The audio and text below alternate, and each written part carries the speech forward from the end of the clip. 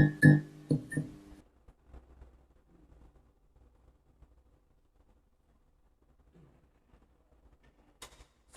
warahmatullahi wabarakatuh. Ketemu lagi di Fasco Podcast bersama kami pimpinan wilayah Pemuda Muhammadiyah Jawa Timur.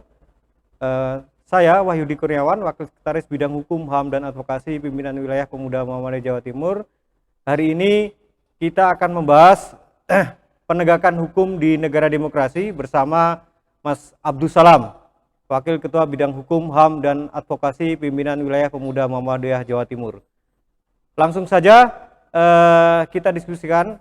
Menurut Mas Salam, Mas, kira-kira bagaimana sih penegakan hukum di negara demokrasi yang saat ini di Indonesia?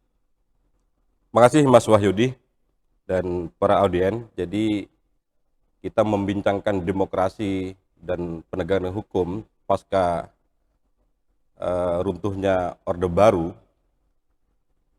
Sampai detik ini memang penegakan hukum di Indonesia itu sangat buram gitu. Kenapa? Karena tebang pilih keadilan itu hanya ada dalam diskursus begitu.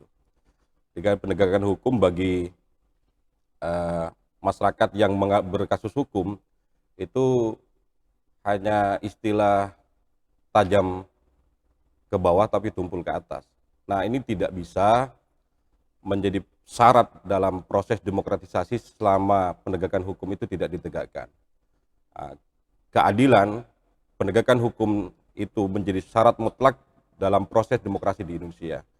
Nah, kita lihat bersama bahwa kasus hukum kemudian tebang pilih ini menjadi tontonan bagi kita di alam yang katanya demokrasi dan di reformasi ini. Masih sangat buram sekali gitu penegakan hukum di Indonesia itu. Oke, ada hal menarik, Mas. Artinya kalau kita bicara penegakan hukum dari sisi keadilan saat ini mungkin ya seperti yang disampaikan Mas Salam, para pencari keadilan justiable ini pada akhirnya harus gigit jari ketika mau mencari keadilan untuk dirinya sendiri. Lah kira-kira, Mas, problem mendasar apa sih yang akhirnya melahirkan penegakan hukum yang dalam tanda kutip amburadul seperti ini? Yang mendasar dari problemnya itu apa, Mas, sebenarnya? Selama elit politik ini tidak mendudukkan keadilan sebagai matra utama, maka juga agak susah. Kenapa? Karena proses politik di Indonesia yang sangat liberal itu berdampak terhadap proses penegakan hukum di Indonesia gitu. Sehingga alih-alih penegakan keadilan, yang ada itu hanya pengadilan gitu. Kasus hukum di Indonesia itu numpuk, kemudian juga elit politik tidak punya political will dalam proses itu, sehingga bisa saja potret penegakan hukum di Indonesia seperti ini akan melahirkan yang namanya ketidakpercayaan atau distrust terhadap rezim kepada negara. Kenapa? Ketika kemudian proses hukum kemudian dimandatkan kepada yang memiliki kedaulatan atau otoritas hukum, ternyata juga banyak penyimpangan hukum. Dan pada gilirannya masyarakat akan mengambil alih proses hukum itu sendiri. Kenapa? Karena lemahnya political will dari pemangku kebijakan atau otoritas yang dimiliki. Oke. Ya, artinya kan di Indonesia saat ini politik itu jauh lebih berperan ya. Jauh lebih menguasai dibandingkan hukum sendiri. Padahal kita tahu politik itu, hukum itu merupakan produk politik. Artinya bisa berjalan beriringan antara hukum dan politik. Tapi memang pada akhirnya para pencari keadilan ini tidak mendapatkan keadilannya karena jauh sebelumnya dari sisi politik itu mereka tidak memiliki kekuatan. Nah, terus kemudian, Mas, kira-kira dari sisi kita sebagai anak muda nih, pemuda, itu apa sih yang sebenarnya bisa, peran kita yang bisa ambil dari dalam sisi itu?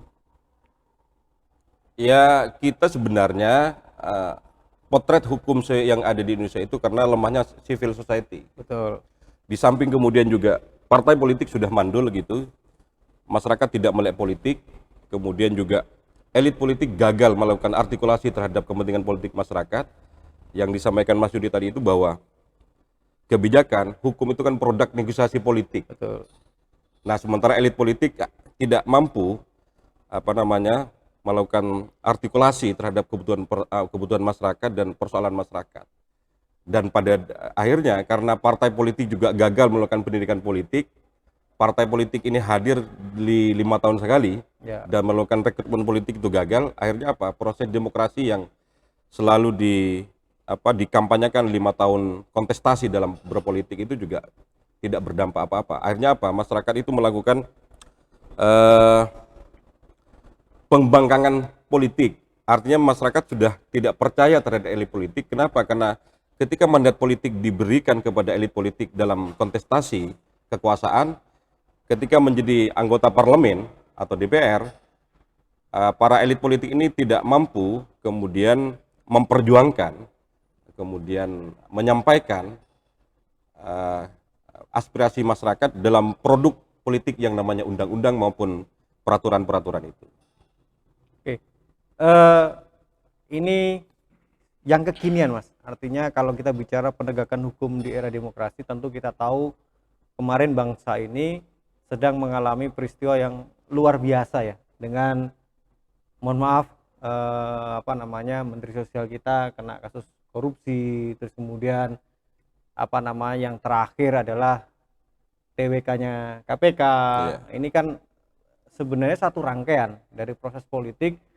Ya, ada bahasa bahwa kecenderungan saat ini hukum itu kalah dari sisi politik.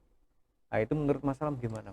Ya, ada adagium bahwa hukum itu kalah sama politik, politik kalah sama ekonomi begitu, ya. transaksi begitu.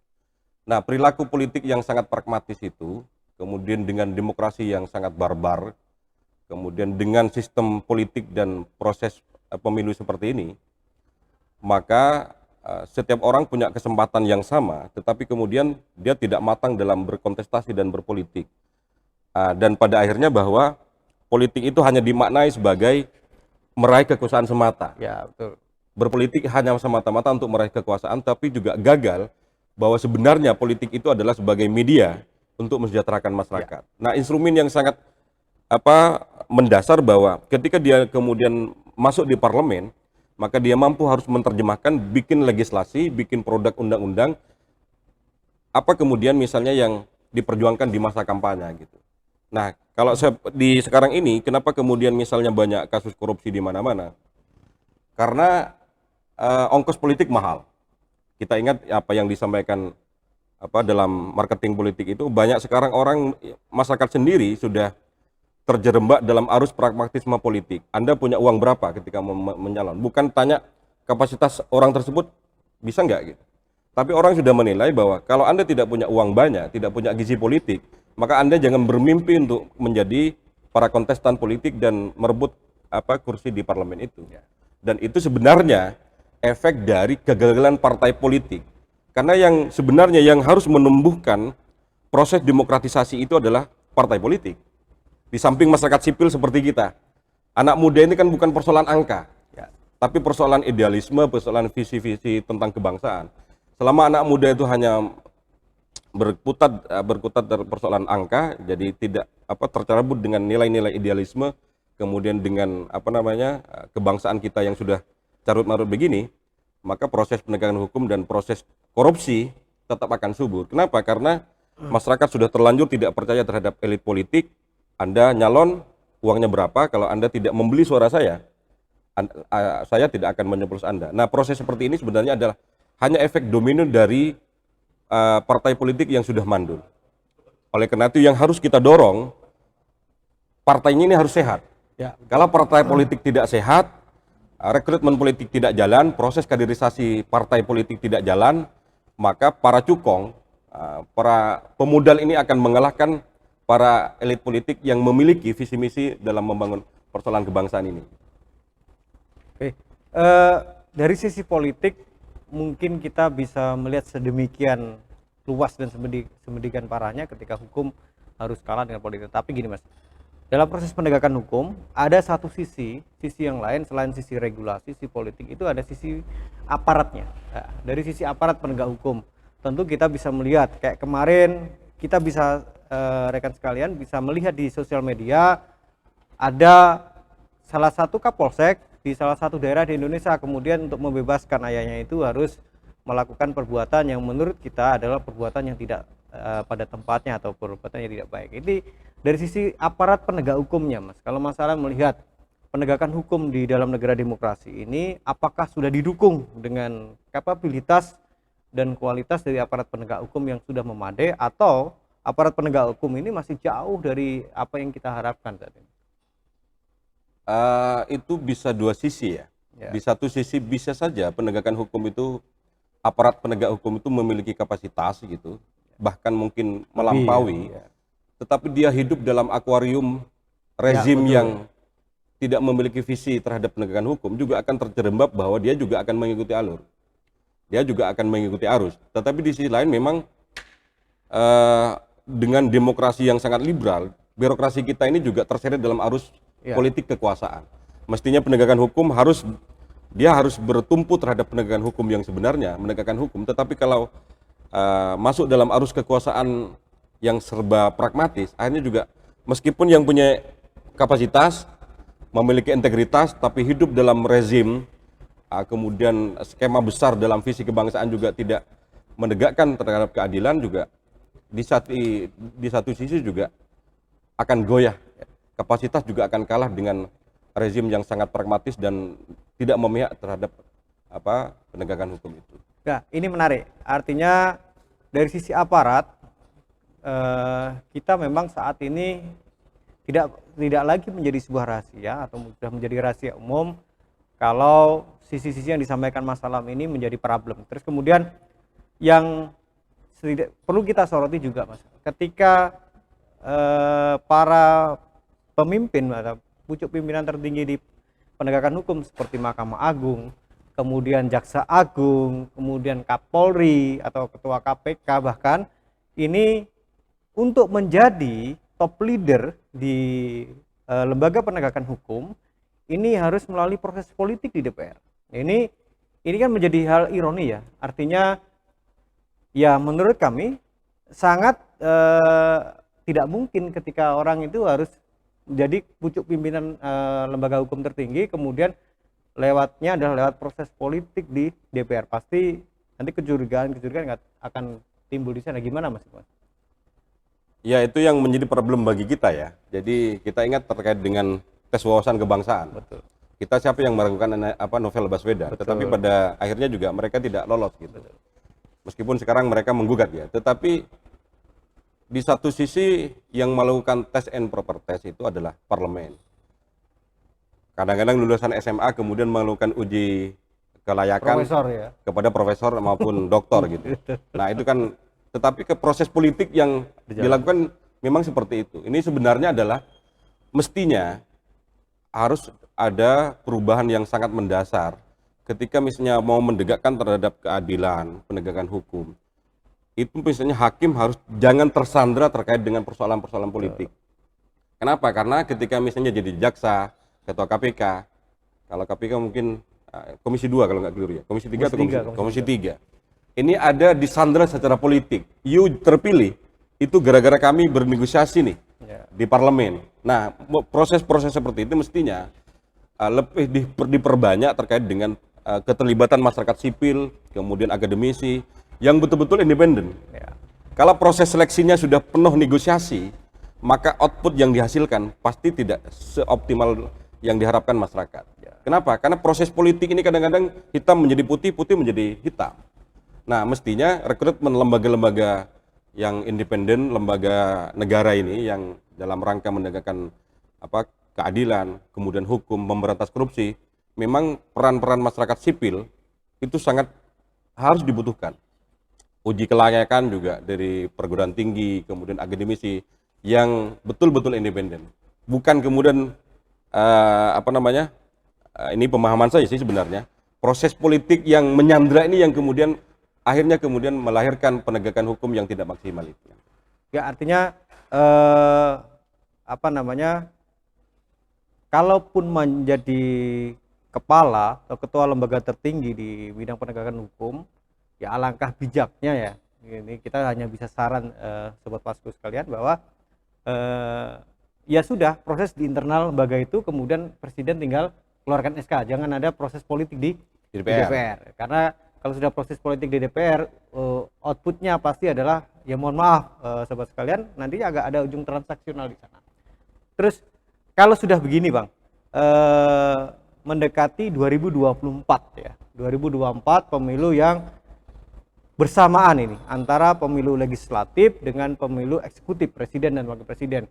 Nah, kalau menurut Mas Salam, kira-kira nih kita sebagai pemuda ke depan ya dalam proses ini, khususnya dalam bidang penegakan hukum di negara demokrasi ini, mendekati 2024 ini apa yang bisa kita lakukan? Sebagai anak muda begitu yang masih berkeyakinan bahwa Indonesia ini tidak akan runtuh, maka kampanye, kemudian kampanye terkait dengan bahwa demokrasi Indonesia masih bisa tumbuh, itu masih harus kita kampanyekan. Kenapa? Karena harapan satu-satunya yang bisa dipercaya untuk saat ini dalam proses penegakan demokrasi dan keadilan itu adalah tampilnya CSO itu. Tentang bagaimana kemudian peran masyarakat sipil itu sangat berperan luar biasa, kemudian juga berkoalisi dengan teman-teman perguruan tinggi, kemudian juga anak-anak muda yang masih memiliki integritas begitu. Kenapa? Karena berharap sama partai politik yang justru menjadi lumbung demokrasi itu sudah, harapan kita sudah nipis. Maka harapan yang harus kita gaungkan itu adalah, maka anak-anak muda kemudian aktivis-aktivis mahasiswa itu harus bersatu padu menyuarakan bahwa kita harus menyelamatkan proses demokrasi yang sudah dibangun dan dibikin oleh Bapak pendiri bangsa ini, bahwa demokrasi di Indonesia itu adalah demokrasi yang betul-betul lahir di Indonesia begitu. Jadi harus kita dorong, kemudian juga kita gaungkan, kita kampanyakan bahwa ada istilah bahwa demokrasi ini adalah dianggap sistem pemilihan, sistem yang buruk, tetapi sistem yang lebih baik dari demokrasi, kalau tidak keliru ini kata mantan Perdana Inggris Winston Churchill begitu, belum ada begitu. Jadi demokrasi ini sehat kalau partai politik juga sehat, kemudian masyarakat sipil itu juga harus berperan luar biasa dalam proses kontestasi berpolitik itu. Bukan hanya berdiam diri, masyarakat sipil, anak-anak muda, kemudian seluruh anak muda Indonesia itu harus berkontribusi dalam proses politik yang partisipan itu. Politik yang betul-betul menegakkan demokrasi dan keadilan. Bukan politik yang sangat transaksional, you punya uang berapa, saya akan pilih, tetapi berdasarkan visi dan integritas. Tentu juga rekam jejak penting. Ya, betul. Rekam jejak gitu, misalnya tidak apa-apalah karena sudah sistem seperti ini tidak bisa dirubah begitu, atau susah berubah. Proses politik di DPR mungkin itu agak susah, tapi rekam jejak kandidat itu sangat penting. Yang menilai itu adalah publik. Betul. Publik, masyarakat menilai bahwa rekam jejaknya, tentu kemudian rekam jejak ini akan menjadi rekomendasi kepada tim sel kalau di KPK maupun di lembaga-lembaga negara yang lain. Kalau rekam jejaknya yang disodorkan oleh lembaga-lembaga publik, misalnya banyak aktivis perguruan tinggi sudah tidak memungkinkan atau berstatus hukum atau punya kasus hukum, ya jangan tim sel juga harus melirik. Kalau kemudian rekam jejaknya tidak baik kemudian disodorkan ke tim sel, ya sudah. Meskipun secara administrasi mungkin lolos Mas Edi. Tapi rekam jejak terkait dengan pra kandidat menjadi pertimbangan serius. Dia tidak semata-mata menilai administrasi. Betul. Tapi rekam jejak kemudian kiprah di masyarakat juga menjadi pertimbangan serius gitu. Kira-kira begitu Mas Edi. Terima kasih Mas Salam. Mungkin closing statement Mas terkait penegakan hukum di era demokrasi saat ini bagaimana Mas? Ya, demokrasi Indonesia itu hanya menjadi diskursus dan gelap gulita jika penegakan hukum itu tidak dilakukan. Nah, penegakan hukum itu bisa tumbuh dan bisa tegak jika aparatur hukumnya itu memiliki integritas dan visi kebangsaan yang luar biasa dan memihak kepada masyarakat, bukan memihak kepada para pemodal atau kemudian pada investor politik. Saya pikir begitu Mas Yudi. Terima kasih Sobat Vasco sekalian, menarik sekali apa yang kita perbincangkan hari ini. Tentu di edisi selanjutnya di Vasco Podcast kita akan mendiskusikan hal-hal yang lebih menarik lagi daripada ini. tentang kebangsaan kita dan segala macam yang bisa kita diskusikan di sini. Saya Wahyudi Kurniawan dari pimpinan wilayah Pemuda Muhammadiyah Jawa Timur mengucapkan terima kasih atas waktu dan perhatiannya. Kita ketemu lagi di Fatko Podcast selanjutnya. Assalamualaikum warahmatullahi wabarakatuh. Waalaikumsalam.